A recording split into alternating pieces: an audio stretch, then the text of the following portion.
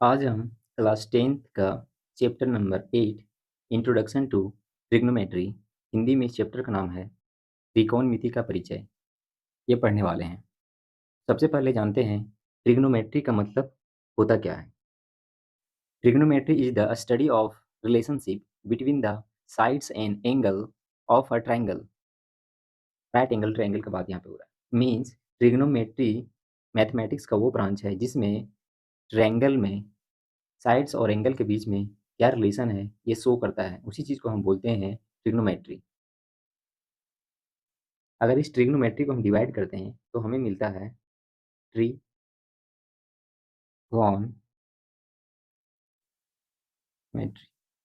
Tree means होता है three, गोन means होता है साइड्स एंड मेट्री मीन्स होता है मेजर। मतलब तीन साइड वाला इनक्लोज्ड फिगर जिसे हम ट्रायंगल कहते हैं, उसका मेजरमेंट करना ही ट्रिग्नोमेट्री कहलाता है। इस चैप्टर में सारे के सारे क्वेश्चन जो है राइट एंगल बेस्ड होते हैं। मतलब यहाँ पे हमें राइट एंगल से रिलेटेड क्वेश्चंस मिलेंगे। तो सबसे पहले राइट एंगल को सॉल्व करने के लिए हमें चाहिए पाइथागोरस। तो सबसे पहला हमारा टॉपिक होता है पाइथागोरस थ्योरम। तो देखते हैं पाइथागोरस थ्योरम क्या होता है। तो चलिए अब बात करते हैं पाइथागोरस थ्योरम के ऊपर। तो पाइथागोरस थ्योरम जो होता है हमेशा 90 डिग्री के एंगल में काम करता है। मीन्स इसमें जो भी ट्रायंगल बनेगा वो 90 डिग्री का एक उसमें होगा। तो देखते हैं हमारे पास एक राइट एंगल ट्रायंगल है, इसमें से बी जो है वो 90 डिग्री का है। तो 90 डिग्री के ठीक सामने वाला जो ये साइड होता है इसे हम बोलते हैं हाइपोटेनियस और इसे एच से दर्शाते हैं। अब अगर हम किसी भी यहाँ पे ये या फिर हम एंगल सी की बात करें, मान लेते हैं एंगल सी की अगर हम बात करते हैं तो एंगल सी जो है ये ठीक 90 से जुड़ा हुआ है, मतलब ये जो है राइट एंगल से जुड़ा हुआ है, तो ये हमारा हो जाएगा बेस।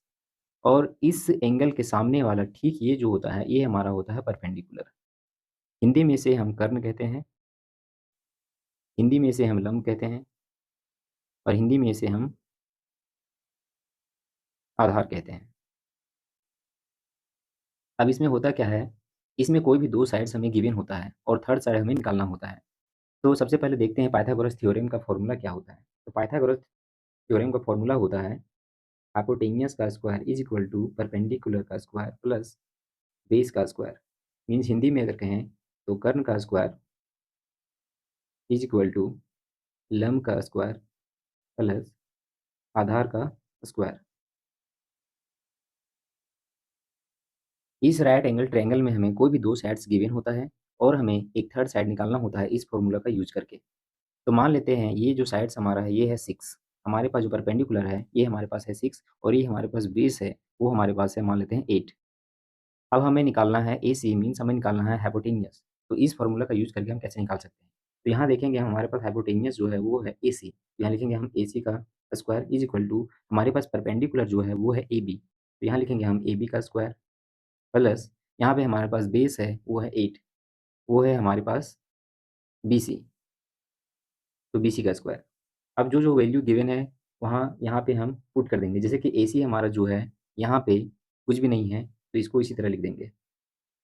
अब हमारे पास परपेंडिकुलर जो है हमारे पास जो लंब है वो है 6, तो यहाँ लिख देंगे 6 का स्क्वायर और हमारे पास बेस जो है वो है 8, तो यहाँ लिखेंगे 8 का स्क्वायर। अब 6 का स्क्वायर होता है 36 प्लस 8 का स्क्वायर होता है 64।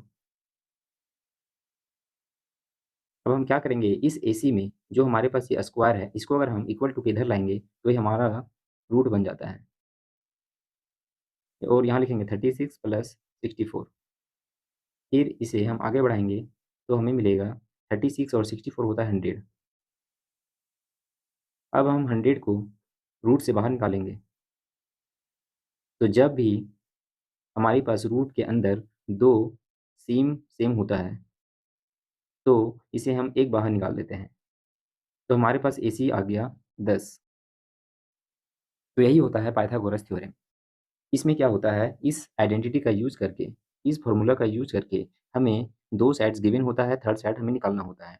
अभी यहाँ पे हमने हाइपोटेन्यूस निकाला, नेक्स्ट टाइम हो सकता है कि हमें हाइपोटेन्यूस और बेस दिया हो परपेंडिकुलर निकालना हो, या फिर हो सकता है हमारे पास परपेंडिकुलर और हाइपोटेन्यूस गिवन हो हमें बेस निकालना हो, तो इसी फॉर्मूले का यूज करके हम इन सभी को निकाल सकते हैं। तो अब देखते हैं नेक्स्ट हमारा थ्योरम है ट्रिग्नोमेट्रिक रेशियो। तो चलिए हम ट्रिग्नोमेट्रिक रेशियो के बारे में बात करते हैं। तो अब हम बात करेंगे ट्रिग्नोमेट्रिक रेशियो के बारे में। तो सबसे पहला यहाँ पे एक सिंबल यूज होता है, जो सिंबल होता है वो ग्रीक सिंबल होता है, उसे कहते हैं थीटा। अभी थीटा क्या होता है? तो थीटा एंगल की वैल्यू होती है। अब हम जानते हैं ट्रिग्नोमेट्रिक रेशियो आखिर होता क्या है।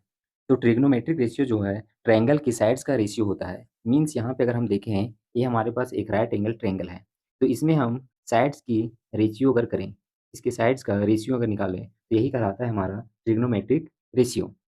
तो ट्रिग्नोमेट्रिक रेशियो निकालने के लिए हमें एक साइन होता है, मतलब एक कहा जाता है एक फॉर्मूला होता है।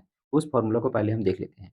तो हमारे पास है पंडित बाबा पंडित हरी हरी बोल, या फिर इसे हम कह सकते हैं पाकिस्तान भूखा प्यासा, हिंदुस्तान हरा भरा, या फिर हम कह सकते हैं पंडित बद्री प्रसाद हर हर बोले, सोना चांदी तोले।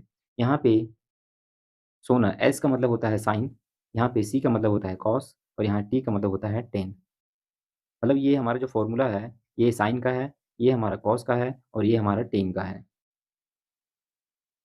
यहाँ एक बात और बात करेंगे हम, यहाँ पे साइन थीटा का इन्वर्स जो होता है वो होता है कॉसेक थीटा, कॉस थीटा का इन्वर्स होता है सेक थीटा, और टेन थीटा का इन्वर्स होता है कॉट थीटा। तो चलिए हम सभी का रेशियो फाइंड करते हैं। तो यहाँ पे अगर हम देखें sine theta, cos theta, tan theta, cosec theta, sec theta and cot theta, तो इनका रेशियो कैसे हम फाइंड करेंगे? तो इसका रेशियो निकालने के लिए हमारे पास एक राइट ट्रायंगल होना चाहिए। अब इसमें क्या है, ये हमारा जो है 90 डिग्री का है, ये सामने वाला, इसके ठीक सामने वाला जो होता है वो हाइपोटेन्यूस होता है। अगर हम इसे थीटा कंसीडर कर रहे हैं, अगर हम इसे थीटा ले रहे हैं, तो ठीक इसके सामने वाला ये जो है ये हमारा परपेंडिकुलर हो जाएगा, और ये जो है 90 से जो जुड़ा हुआ है ये हमारा हो जाएगा बेस। तो यहाँ पे ट्रिग्नोमेट्रिक रेशियो हम इस तरह से लिखेंगे, यहाँ पे है पी बटा एच, तो ये हमारा हो गया साइन का पी बटा एच, ये हमारा हो गया कॉस का हो गया बी बटा एच, और ये हो गया हमारा टेन का पी बटा बी। अब कोसेक जो होता है साइन को उल्टा, तो इसको क्या करेंगे हम इन्वर्स कर देंगे। ये जो हमारे पास नीचे में एच है इसे ऊपर ले जाएंगे, और पी जो है उसे हम नीचे ले आएंगे। मीन्स यहाँ पे एच बाय पी कोसेक हो गया। सेक हमारा यहाँ पे हो जाएगा कोस का इन्वर्स मीन्स एच बटा बी, और यहाँ पे टेन हमारा हो जाएगा बी बटा पी। मतलब यहाँ पे देखिए पंडित बाबा पंडित हरी हरी बोल, या फिर इसे हम कह सकते हैं पाकिस्तान भूखा प्यासा, हिंदुस्तान हरा भरा, या फिर हम कह सकते हैं पंडित बद्री प्रसाद हर हर बोले, सोना चांदी तोले। तो यहाँ से इस ट्रिक से हम ये फॉर्मूला को याद रख सकते हैं। अब चलिए हम इसे एक एग्जाम्पल के थ्रू समझते हैं। तो यहाँ पे हम एक राइट ट्रायंगल लेते हैं ए बी सी, इसमें हमारा ए बी जो है वो 6 है, बी सी 8 है, और ए सी को पाइथागोरस थ्योरम की मदद से हम यहाँ पे निकालें तो हमारा निकला 10। तो इस तरह से एक ट्रायंगल है। अब इसमें हम देखेंगे कि ट्रिग्नोमेट्रिक रेशियो किस तरह से निकालते हैं। तो यहाँ पे हम देखते हैं, सबसे पहले लिखेंगे यहाँ पे साइन। अब यहाँ पे क्या है, अगर हम एंगल सी को ले रहे हैं, तो यहाँ पे क्या हुआ, ये जो 90 डिग्री का था इसके ठीक सामने वाला तो एच हुआ, मतलब हाइपोटेन्यूस हुआ, और ये कभी चेंज नहीं होता है। लेकिन हम अगर एंगल सी को लेते हैं, तो सी एंगल लेने से ये हमारा बेस बन जाता है, और ये हमारा परपेंडिकुलर बन जाता है। तो हम इसे इस तरीके से लिखेंगे। तो साइन का क्या होता है, अगर हमें याद नहीं तो एक बार फिर लिख लेंगे हम, पंडित बाबा पंडित हरी हरी बोल, ये हमारा हो गया साइन का, ये हमारा हो गया कोस का, और ये हो गया हमारा टेन का। तो साइन का हो गया क्या, ई बटा एच। अब यहाँ से हमको वैल्यू पुट करना है। तो हमारे पास पी जो है, ये जो हमारे पास पी है कितना है 6 है, तो यहाँ लिखेंगे 6, और एच हमारे पास कितना है 10, तो यहाँ लिखेंगे 10। तो साइन सी को ले रहे हैं, तो साइन सी हमारे पास हो गया कितना 6/10। अब साइन के बाद हम लेंगे कॉस, कॉस सी, कॉस का होता है बी बटा एच, तो हम यहाँ लिखेंगे बी बटा एच। अब हमारे पास बी जो है वो कितना है 8 है, यहाँ लिखेंगे हम 8, और हमारे पास एच जो है वो है 10। अब हम लेंगे 10 को, 10 सी, तो 10 सी बराबर होता है पी बटा बी, यहाँ लिखेंगे हम पी बटा बी। अब हमारे पास पी जो है वो है 6, और बी जो है हमारे पास है 8, तो यहाँ लिखेंगे 6/8। तो इस तरह से हमारा निकला साइन सी 6/10, कॉस सी 8/10 और टेन सी 6/8। अब ठीक साइन का इन्वर्स जो होता है वो होता है कोसेक, तो यहाँ लिखेंगे कोसेक सी। कोसेक सी में क्या होता है, ये इसका उल्टा होता है, यानी कि यहाँ पे लिखेंगे हम h/p। तो h हमारे पास कितना है 10 है और हमारे पास p कितना है 6 है, तो 10/6। या फिर हम कह सकते हैं इसको हम ऊपर ले जाएंगे, इसको हम नीचे ले आएंगे, तो ये हो गया हमारा साइन का उल्टा कोसेक। अब यहाँ पे हम सेक सी को लेते हैं और यहाँ पे हम कॉट सी। तो सेक सी, सेक जो होता है कॉस का इन्वर्स होता है, यहाँ पे b/h है तो इसे हम h/b कर देंगे, तो ये हमारा हो गया सेक सी। तो h/b, h हमारे पास कितना है 10, तो यहाँ लिखेंगे 10 और b हमारे पास है 8। ये हो गया हमारा सेक सी का। और अगला हमारे पास कोट सी। तो कोट जो होता है 10 का इन्वर्स होता है, यहाँ पे है b/b है, तो हम क्या करेंगे इसको ऊपर ले जाएंगे, इसको नीचे ले आएंगे, मतलब यहाँ पे हम b/p लिखेंगे और इसे हम देखेंगे b कितना है हमारे पास, तो 8 है, यहाँ पे लिखेंगे 8 और यहाँ पे हमारे पास है p जो है 6 है, या लिखेंगे हम 6। तो इस तरीके से हम ट्रिग्नोमेट्रिक रेशियो निकालते हैं। तो यहाँ हम पहला देखें कि साइन सी को ले रहे हैं, मतलब एंगल सी का बात कर रहे हैं, लेकिन अगर इसी में हम एंगल ए को ले लें, एंगल ए का बात करें अगर हम, तो यहाँ पे परपेंडिकुलर और बेस दोनों का चेंज हो जाएगा। चलिए हम उसको भी देख लेते हैं। तो सबसे पहले यहाँ पे लिखते हैं हम sine A, cos A, tan ए,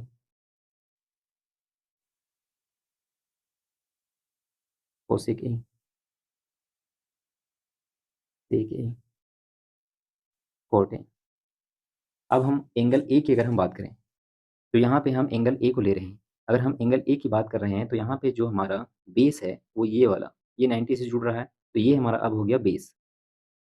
और ही इसके सामने वाला जो ए साइड है ये हमारा हो जाएगा परपेंडिकुलर। और यहाँ पे एच जो है हाइपोटेनियस कभी चेंज नहीं होता है। तो अगर हम अब साइन ए को लिखेंगे तो यहाँ पे होगा p/h। अब यहाँ पे हमारे पास p कितना है 8 है और यहाँ पे हमारे पास h कितना है, तो ये 10 है। कोस ए का क्या होता है b/h। तो यहाँ हमारे पास b जो है अब कितना हो गया 6 हो गया, यहाँ लिखेंगे 6। और यहाँ पे हमारे पास h जो है वो हो गया 10। 10a, अब 10a इसको ले रहे हैं, तो हमारे पास 10a में क्या होता है p/b। तो 10a में p का वैल्यू यहाँ पे हो जाएगा 8 और b का वैल्यू हो जाएगा यहाँ पे 6। अब हम कोसेक ए को अगर देखें, तो कोसेक ए जो होता है साइन का इन्वर्स मतलब h/p होता है। तो h हमारे पास यहाँ पे कितना है 10, तो यहाँ लिखेंगे 10 और p हमारे पास यहाँ पे 8, लिखेंगे 8। सेक ए, अगर हम सेक ए का बात करें तो ये होता है कोसेक का इन्वर्स, मतलब यहाँ पे है b/h, तो इसका होगा h/b और इसे हम लिखेंगे h का वैल्यू यहाँ पे 10 और यहाँ पे b का वैल्यू 6। नेक्स्ट हमारा है कोट ए। अब कोट ए जो होता है 10 का इन्वर्स होता है, तो इसको क्या करेंगे हम b को ऊपर और p को नीचे, यहाँ से b को ऊपर और p को नीचे, तो हमारा हो गया कोट का। अब कोट का क्या होता है b/p, तो b हमारे पास कितना है 6 और p हमारे पास कितना है 8, तो ये हो गया हमारा 6/8। अब यहाँ पे हम देखें अगर, तो यहाँ पे इस एंगल को अगर हम ले रहे हैं, अगर हम सी को लेते हैं, तो ठीक इसके सामने वाला पी होता है और ये हमारा बेस होता है। लेकिन अगर हम इस एंगल की बात करें, इस एंगल की बात करें, तो ये साइड हमारा हो जाता है बेस और ये साइड जो हमारा होता है इसके ठीक सामने वाला जो होता है वो होता है हमारा परपेंडिकुलर। तो इस तरीके से हम ट्रिग्नोमेट्रिक रेशियो निकालते हैं। अब हम अगला देखते हैं, हमारा अगला पॉइंट क्या है। तो नेक्स्ट टॉपिक हमारा है reciprocal relation between trigonometric ratio, या इसी को हम बोलते हैं इन्वर्स रेशियो। हिंदी में अगर बात करें तो त्रिकोणमितीय अनुपात का व्युत्क्रम। अभी अभी हमने जो फॉर्मूला निकाला उसी का रेसिप्रोकल, अगर उसी को हम इन्वर्स कर दें तो वही होता है हमारा इन्वर्स रेशियो। तो इसमें हम देखे थे साइन थीटा का इन्वर्स होता है कोसेक थीटा और कोसेक का होता है साइन। नेक्स्ट है हमारा कोस थीटा, इसका जो होता है वो होता है सेक थीटा और सेक थीटा का होता है cos theta. Tan theta, ten tan theta का होता है कोट थीटा और कोट थीटा का होता है टेन थीटा। अगर हम इसकी इन्वर्स रेशियो की बात करें तो यहाँ पे होगा sine theta is equal to 1/, cosec theta, cos theta is equal to 1 by sec theta and tan theta is equal to 1 by cot theta होता है। अब हम अगर cosec थीटा की बात करें तो ये होता है 1 by tan theta, sec theta की बात करें ये होता है 1 बाय cos थीटा और cot थीटा की बात करें तो ये होता है 1 बाय tan थीटा। यही होता है हमारा reciprocal relation between trigonometric ratio या इसी को हम बोलते हैं इन्वर्स रेशियो। अब हम बात करते हैं trigonometric ratio of some specific angles के बारे में। इसमें क्या होता है, स्टूडेंट्स दिन रात रट्टा मारते रहते हैं, फिर भी ये चार्ट जो होता है याद नहीं होता है। आसान तरीके से इसे याद करना बतलाएंगे। इसका कुछ ट्रिक्स भी होता है, वो ट्रिक्स हम आप लोग को आज बताने वाले हैं। तो चलिए देखते हैं। तो सबसे पहले हम यहाँ पे इस तरह से एक चार्ट बना लेंगे। मैंने पहले से बना के रखा है ताकि लेट ना हो। तो इसमें हम क्या करेंगे, सबसे पहले हम कोई भी एक एंगल लेंगे। मान लेते हैं हम एंगल ए को ले रहे हैं। अब हम सभी में साइन कोस टेन भर लेंगे। यहाँ पे हम लिखेंगे sine A, cos A, tan ए,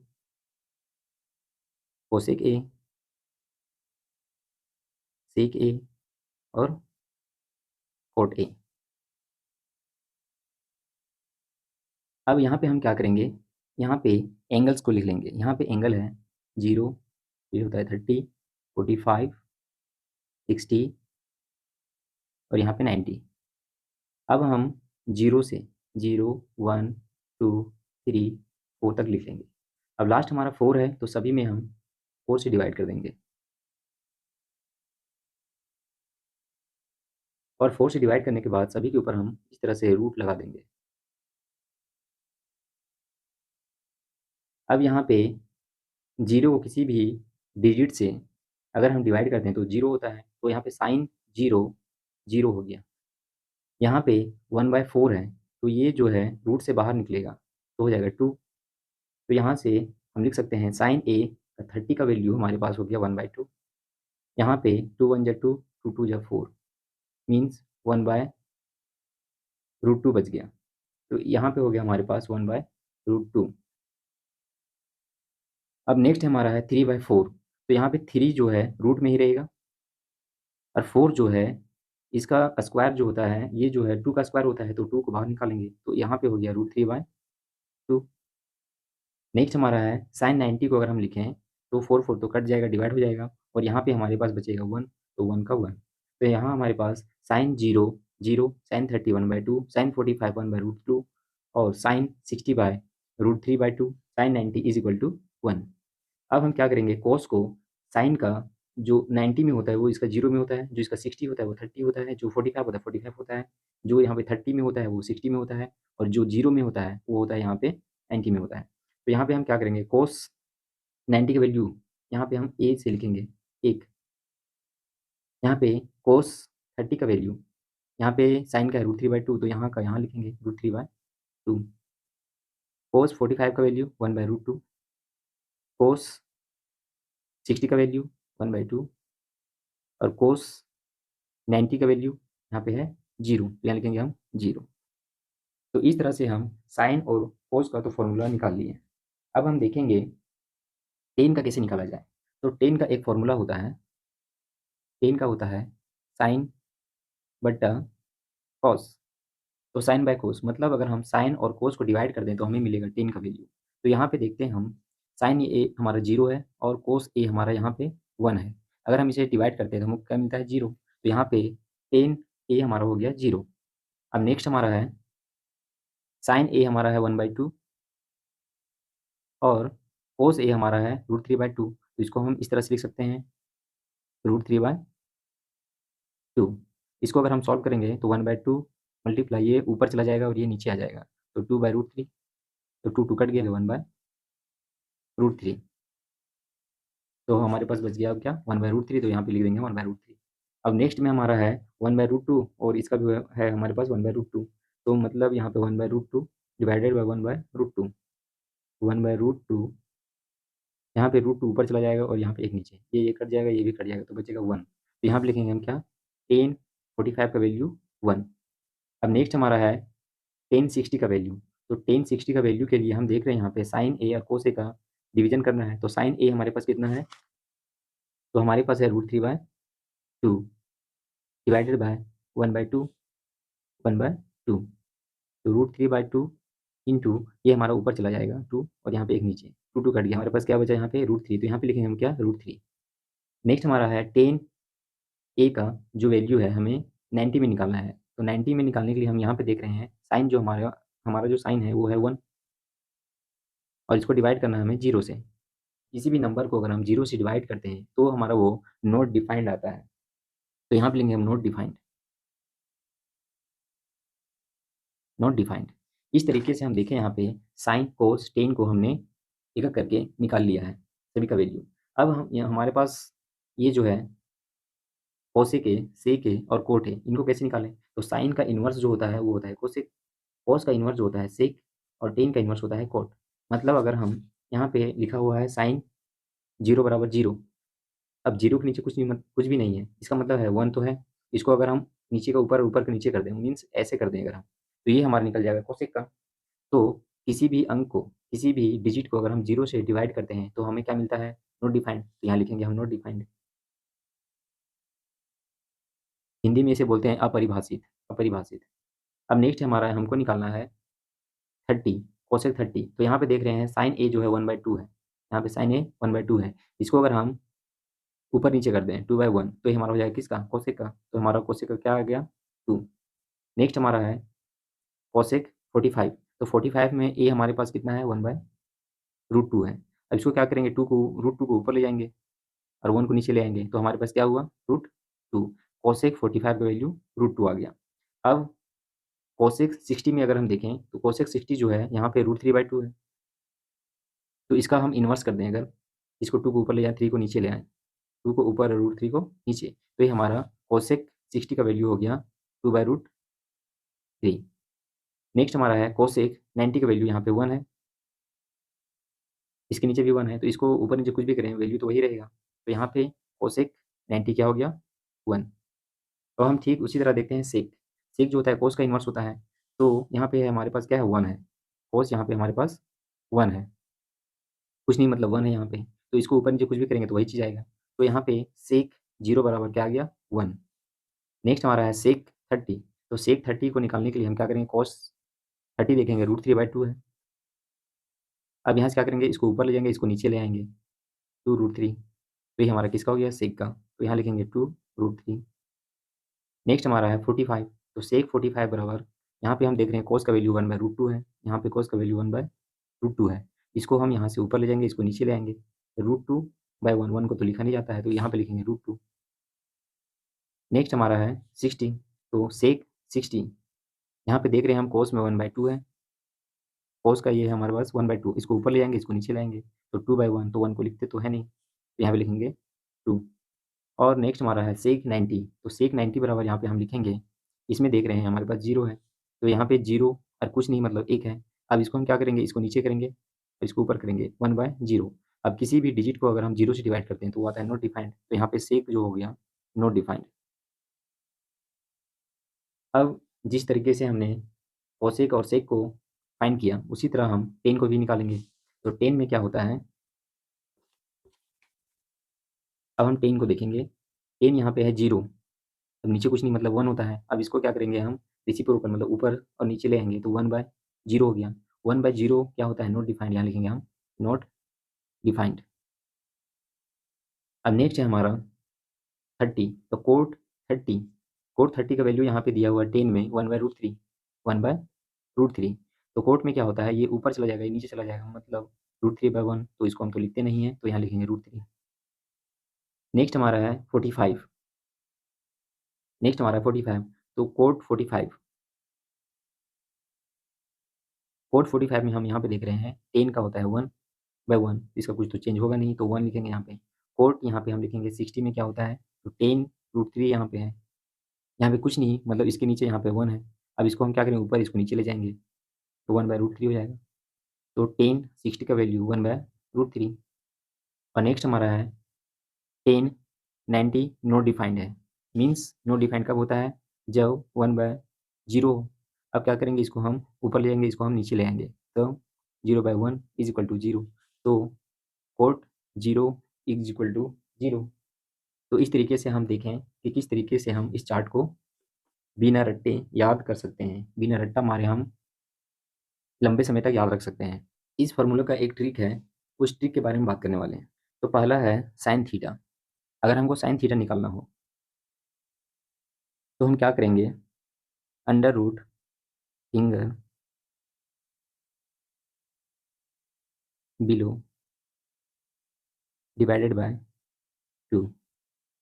ये हो गया साइन का। कॉस का हो गया फिंगर से above under root A above divided by 2। और टेन का हो गया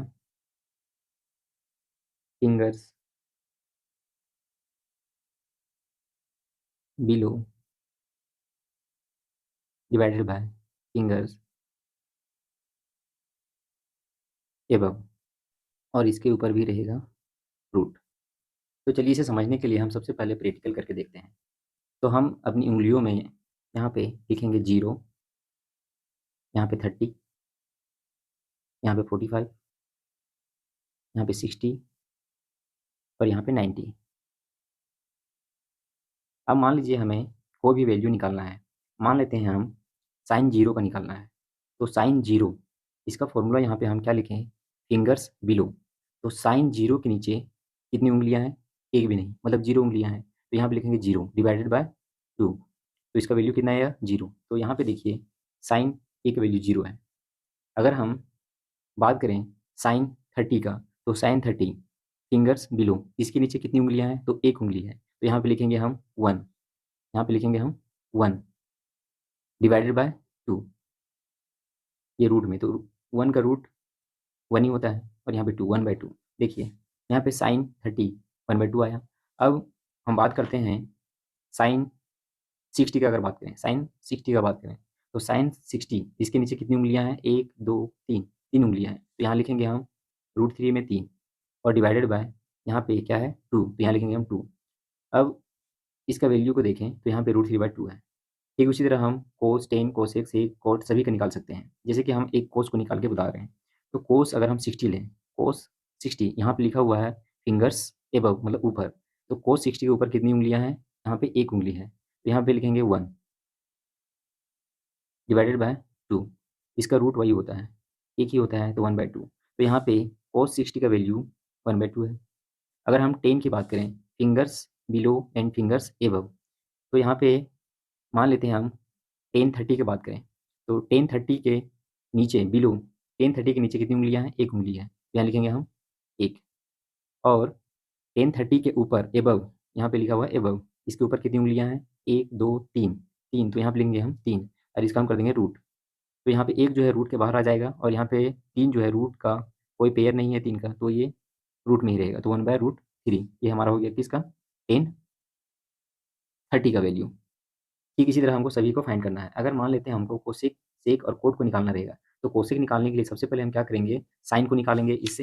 इससे हम साइन को निकालेंगे, और साइन को निकालने के बाद साइन का जो ऊपर में रहता है उसको नीचे कर देंगे, और नीचे वाले को ऊपर कर देंगे।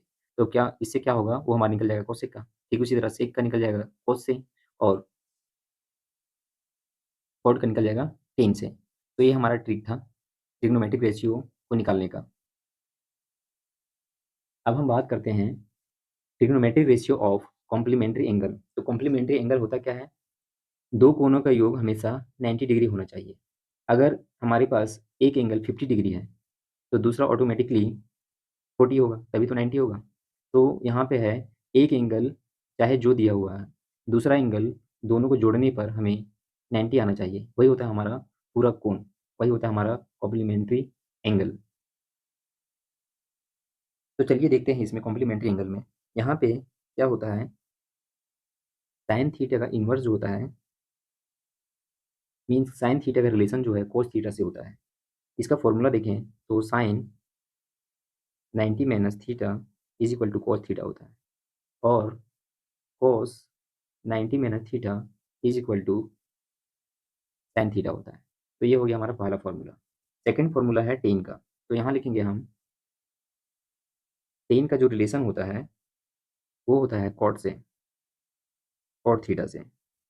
तो tan 90 minus theta is equal to cot theta, और cot 90 minus theta is equal to होता है टेन थीटा। और थर्ड हमारे पास सेक सेक थीटा और कोसेक थीटा का रिलेशन होता है। तो यहाँ पे sec 90 minus theta is equal to cosec theta होता है, और cosec 90 minus theta is equal to sec theta होता है। तो ये हमारा था कॉम्प्लीमेंट्री एंगल। चलिए इसमें किस तरह से क्वेश्चन पूछे जाते हैं, एक एग्जांपल लेके समझते हैं। तो हमारे पास यहाँ पे क्वेश्चन है tan 65 degree divided by cot 25 degree. अब यहाँ पे क्या है, दोनों में से या तो टेन या तो कोट, दोनों में से किसी एक को ही चेंज करना है। तो यहाँ पे हम टेन को चेंज करते हैं, टेन 90 माइनस थीटा। अब यहाँ पे थीटा की जगह पे क्या है, 65 है, मीन 65 में क्या जोड़ें जो 90 मिल जाए। तो 65 में हम अगर 25 को जोड़ दें तो ये पूरक हो जाता है, मीन्स ये कॉम्प्लीमेंट्री हो जाता है। तो यहाँ लिखेंगे हम 90 माइनस 25। अब 90 माइनस 25 जाएगा तो फिर से हमारा 65 आ जाएगा। तो यहाँ पे हम लिखेंगे कॉट 25। अब tan 90 minus theta is equal to होता है कॉट थीटा। तो यहाँ लिखेंगे हम कॉट, और थीटा की जगह पे क्या है 25, तो यहाँ लिखेंगे 25 डिवाइडेड बाय कॉट 25। तो कॉट कॉट कट गया, यहाँ पर हमारे पास आया 1। इस तरीके से क्वेश्चन पूछा जाता है। एक और एग्जांपल लेते हैं, sign 75 divided by cos 15।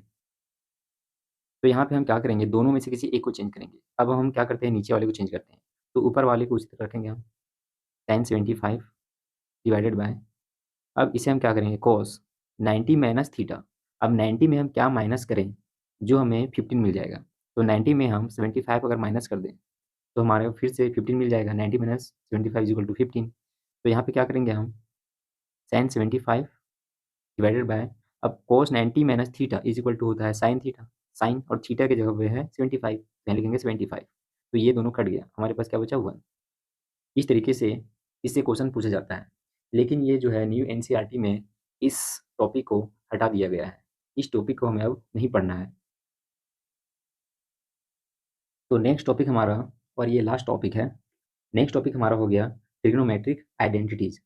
Means identities का यूज़ करके हमें क्वेश्चन को सॉल्व करने हैं। तो यहाँ सबसे पहला आइडेंटिटी है sine square theta plus cos square theta is equal to 1 होता है, पहला। सेकेंड हमारे पास है 1 plus tan square theta is equal to sec square theta. और थर्ड हमारे पास है 1 plus cot square theta is equal to cosec square theta. अब इस फॉर्मूला से हम निकाल सकते हैं, अगर हम साइन को यहीं रखें, इक्वल टू के इधर ही रखें, तो sine square theta is equal to 1 यहाँ पहले से है। इस कोस स्क्वायर थीटा को अगर हम इक्वल टू के उधर ले जाएं तो हमें क्या मिलेगा, कोस square theta 1 minus cos square theta. तो इसमें से पहला फॉर्मूला ही निकला, और इसी में से अगर हम दूसरा फॉर्मूला निकालना चाहें तो cos square theta is equal to 1 यहाँ पहले से है, अब साइन को हम उधर ले जा रहे हैं इक्वल टू के इस साइड, तो ये प्लस में है, अब इधर आके क्या हो जाएगा, ये माइनस में हो जाएगा, साइन स्क्वायर थीटा। तो यहाँ से हमें 3 फॉर्मूला मिला, पहला ये, सेकेंड और थर्ड। इसी तरह टेन का इसी तरीके से हम टेन को देखें तो 1 यहीं पे रहेगा अगर, और सेक स्क्वायर थीटा पहले से इक्वल टू के इस साइड है।